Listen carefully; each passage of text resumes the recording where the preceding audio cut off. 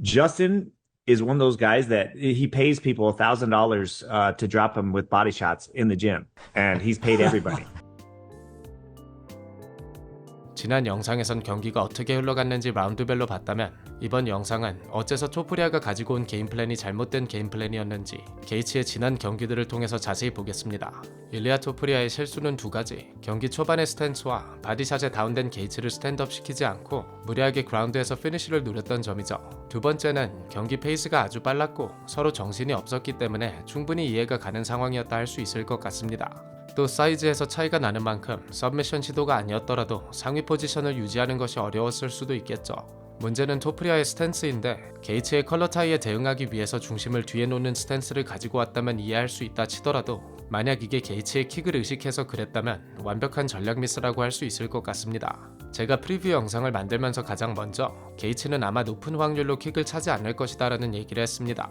저스틴 게이츠의 레그킥 볼륨은 할로웨이전을 제외하고 스타일을 바꾸면서 굉장히 줄어들었습니다.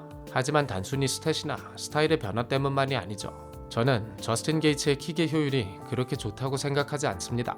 이게 이번 영상의 주요 목적인데 먼저 What If의 얘기가 가장 많이 나오는 합입전을 보겠습니다. 만약 게이츠가 킥을 몇 번 더 맞췄더라면 합입도 무너졌을 거다 라는 얘기가 아직까지도 많습니다.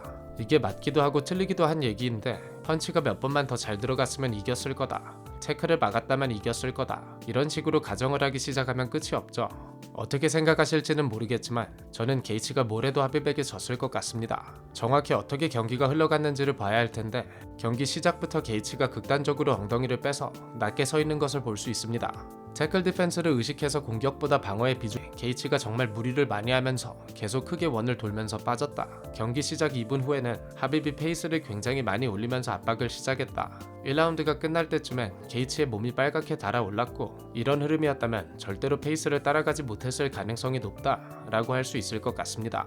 전반적으로 타격에서도 킥을 제외한다면 아이콘타전만큼은 아니지만 하빕이 정타를 더 많이 맞추기도 했고 이런 식으로 발을 붙인 채 고개를 받고 막 휘둘러 버리는 건 들어오지 말라는 사인이라고 볼 수 있겠죠.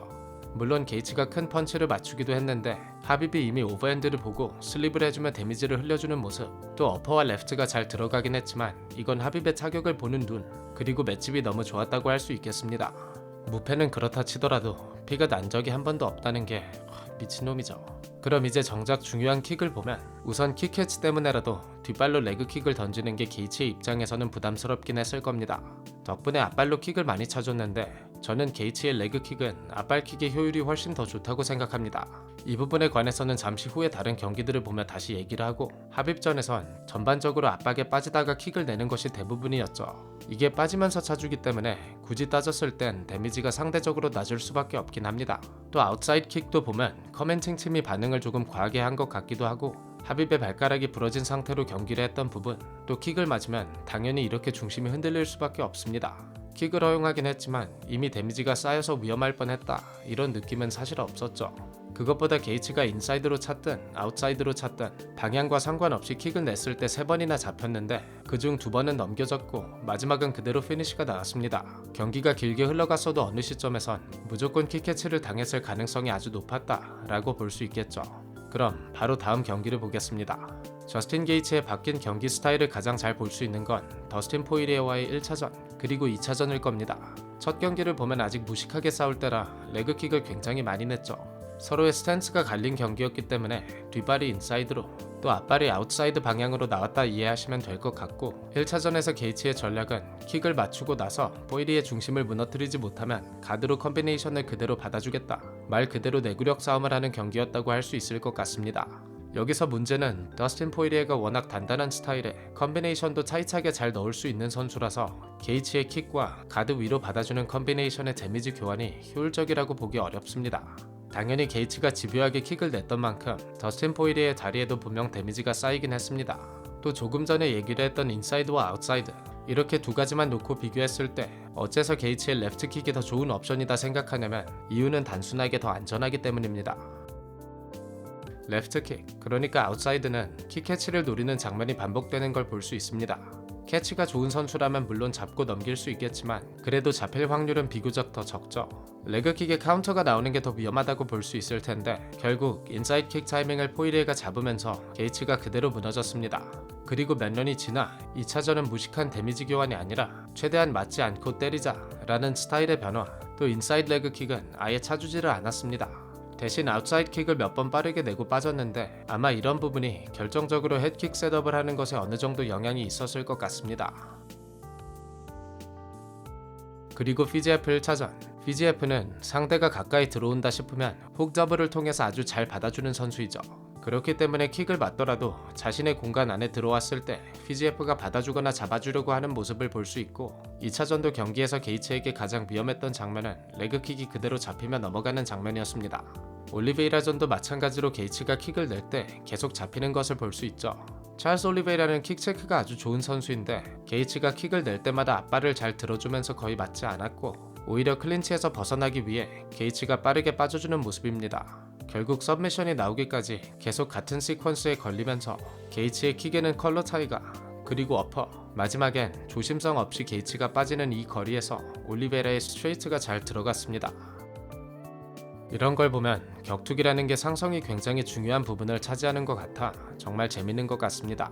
올리베이라는 게이츠가 자신이 써하는 이 공간에서 게이츠보다 더 위협적이고, 상대를 끌고 내려가서 백을 잡거나 서브미션을 노릴 수 있는 테크닉, 또 킥이 닿지 않는 거리에서 게이츠가 압박을 하거나 오버핸드를 아예 멀리서 던지기 전에 킥으로 밀어줄 수 있는 옵션이 있는 선수입니다.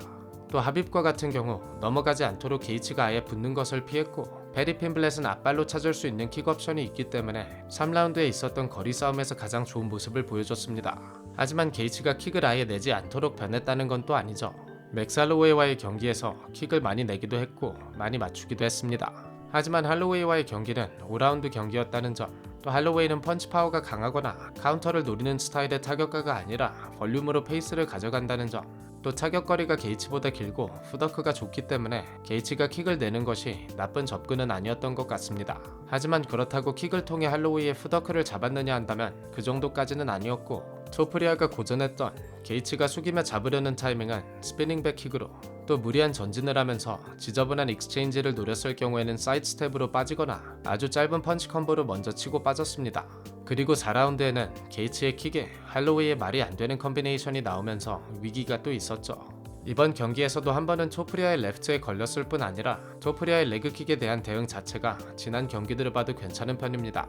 특히나 1라운드에 입은 부상으로 경기 양상이 많이 달라졌기 때문에 뒤에 중심을 놓고 정면에 서 있으려고 한 스탠스 자체가 잘못된 접근이었던 것 같습니다.